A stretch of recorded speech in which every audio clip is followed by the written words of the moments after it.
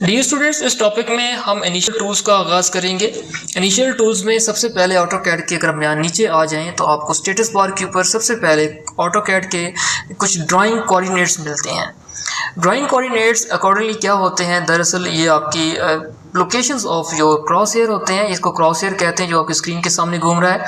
Cross hair के ऊपर अगर देखें, जैसे ही इस क्रॉस हेयर को मैं मूव करता हूँ या फिर ड्रैग कर रहा हूँ, तो ये देखिए आपको यहाँ पर नीचे इनकी वैल्यूज़ चेंज होती हुई नज़र आ रही हैं। तो ये कोऑर्डिनेट्स होते हैं। अगर मैं कोई यहाँ पे लाइन ड्रॉ करता हूँ तो आप देख सकते हैं ये तमाम अकॉर्डिंग टू कोऑर्डिनेट्स चलते हैं।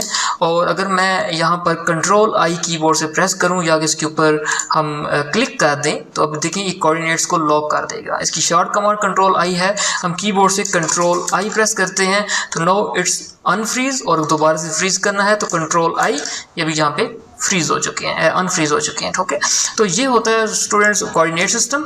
इसके साथ आगे आपको यहाँ पे मॉडल मिलता है, ये सेम इट इज ऐसे ही है, मॉडल और पेपर स्पेस। अगर आपको पेपर स्पेस पे शिफ्ट होना है, मॉडल पे क्लिक कर दें, ये पेपर स्पेस पे शिफ्ट हो जाता है, और दोबारा से आप यहाँ पे पेपर के ऊपर क्लिक करेंगे तो ये दोबारा यहाँ से मॉडल के ऊपर क्लिक करेंगे तो ये मॉडल के ऊपर आ जाएगा। ओके, तो नेक्स्ट स्टूडेंट्स इसके साथ आता है ग्रिड मोड। अभी आप देखिए स्क्रीन के ऊपर कि आपको यहाँ पे बहुत सारी लाइंस नजर आ रही हैं, वर्टिकल और horizontal line, this is called grid. और ग्रिड को आप इनेबल या डिसेबल कर सकते हैं।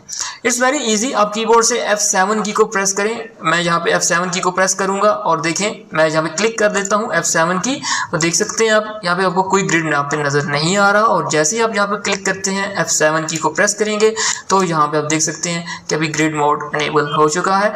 तो ये just for enable and disable के लिए आप यूज़ करते हैं। और उसके अलावा इसको अगर आप 3D में जब ड्राइंग बनाएंगे तो 3D बनाने के लिए आपको ग्रिड की ज़रूरत पड़ जाती है, इसलिए हम यहाँ पे at the time of 3D हम ज़रूर इसको अनेबल करेंगे।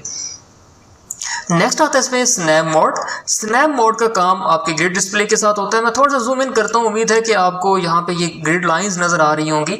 तो मैं यहाँ पे स्नैप मोड को ऑन करता हूँ। जैसे हम स्नैप मोड को ऑन करते हैं और जब मैं कोई भी न्यू ड्राइंग बनाना चाहूँगा, फॉर एग्जांपल मैं यहाँ से लाइन को क्लिक करता हूँ और आप देख सकते हैं कि cursor is jumping on the snap to snap. तो यहाँ पे जो कर्सर है ये एक स्नैप से दूसरे स्नैप के ऊपर जंप कर रहा है इस ग्रिड डिस्प्ले के ऊपर। तो डेट्स मीन कि स्नैप मोड का अगर आप इस्तेमाल करना चाहें तो इसके लिए आपका ग्रिड मोड को ऑन होना ज़रूरी है। और ग्रिड के एक स्नैप से दूसरे स्नैप के ऊपर ये जंप करता है। और जस्ट हम दोबारा स्नैप मोड को F9 की से जैसे दोबारा से प्रेस करेंगे, F9 से इसको डिसेबल कर देंगे। अब आप देख सकते हैं यहाँ पे जो क्रॉस हेयर है वो वेरी स्मूथली प्ले होगा, स्मूथली चलेगा, क्योंकि स्नैप मोड ऑफ है। तो इसके साथ नेक्स्ट आता है हमारे पास infer constraint option. Infer constraint option अभी के लिए छोड़ रहा हूँ क्योंकि जस्ट ये आपकी ड्राइंग के साथ होता है। नेक्स्ट आता है आपके पास डायनामिक मोड। डायनामिक इनपुट या डायनामिक मोड आपका क्या काम करता है? ये मोड क्या काम करता है जी, जहाँ पे आपको एल इंटर लाइन, जैसे ही मैं कोई ऑटोकैड के अंदर कमांड टाइप करूँगा, क्योंकि ऑटोकैड के अंदर बहुत सारी हम कमांड्स टाइप करते हैं, हम आगे जाके डिफरेंट कमांड्स के बारे में पढ़ेंगे तो आपको बेहतर तरीके से समझ आएगी। तो मैं फॉर एग्जांपल कोई भी कमांड टाइप करता हूँ, लाइक लाइन ड्रॉ करना है मुझे, तो मैं कीबोर्ड से जैसे ही एल की प्रेस करूँगा तो इस क्रॉसेट के साथ एक लिस्ट आ जाता है। ये लिस्ट आपको आइडेंटिफाई कर रहा है कि आपको कौन सी कमांड टाइप करनी है। यहाँ से आपके पास लिस्ट आ चुकी है। मैं फॉर एग्जांपल लाइन के लिए मैं एंटर प्रेस करता हूँ, एल एंटर लाइन, तो कह रहा है स्पेसिफाई द फर्स्ट पॉइंट जो क्रॉस हेयर के साथ आपको मिलती है। और मैं क्लिक करके यहाँ पर कोई भी न्यू ड्राइंग जब ड्रॉ कर रहा हूँ तो देख सकते हैं कि आपको यहाँ पर एक जगह पर ये जो आपको हिस्सा नज़र आ रहा है जो ब्लूइश है, ये आपको इसका लेंथ नज़र आता है इस लाइन का, और साथ में आपको एंगल नज़र आ रहा है 45। तो ये इस डायनामिक मोड के ऑन होने की वजह से है। अगर मैं यहाँ पर डायनामिक मोड को ऑफ करता हूँ, इसकी शॉर्ट कमांड F12 है, कीबोर्ड से F12 का की प्रेस करेंगे तो डायनामिक मोड ऑफ हो जाएगा। अब मैं अगर कोई भी कमांड टाइप करूँगा तो वो कमांड आपकी नीचे यहाँ पर कमांड लाइन के अंदर अप्लाई होगी। और मैं यहाँ पे अगर क्लिक करता हूँ तो देख सकते हैं क्रॉस हेयर के साथ कोई भी आपको इन्फॉर्मेशन कमांड लाइन की नहीं आ रही। और आप यहाँ पे जब भी लाइन ड्रॉ करेंगे आपको क्रॉस हेयर के साथ कुछ भी ऐसी इन्फॉर्मेशन नहीं मिलेगी। तो इसलिए आपको इसको हर टाइम ऑन रखना ज़रूरी है। आप डायनामिक मोड को हमेशा ऑन रखें।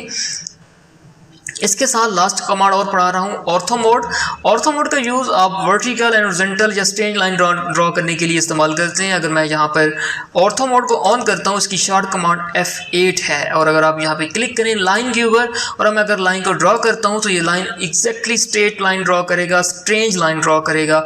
अगर मैं यहाँ पर राइट साइड पे लेके जाऊँ तो हॉरिजॉन्टल लाइन भी एग्जैक्टली बिल्कुल सीधी ड्रॉ होगी और वर्टिकल भी बिल्कुल सीधी ड्रॉ होगी। That's mean it's restrict your cross hair to vertical and horizontal, ये बिल्कुल स्ट्रेटली ड्रॉ करता है आपकी लाइन को, कभी भी ये ऑपोजिट डायरेक्शन में या किसी भी स्पेसिफिक एंगल के अंदर मूव नहीं होगा। It's just move on your horizontal and vertical direction. तो this is called ortho mode. इस टॉपिक में आपको मैंने सिंपल एक grid mode on and off करना बताया, दूसरा मैंने आपको स्नैप मोड के बारे में बताया, थर्ड मैंने आपको डायनामिक इनपुट के बारे में बताया।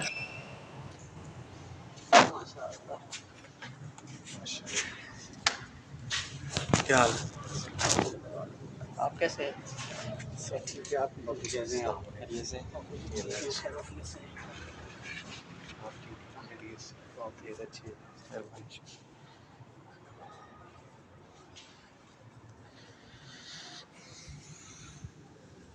है। तो इस नेक्स्ट टॉपिक में हम इसे नेक्स्ट 4 कमांड पढ़ेंगे।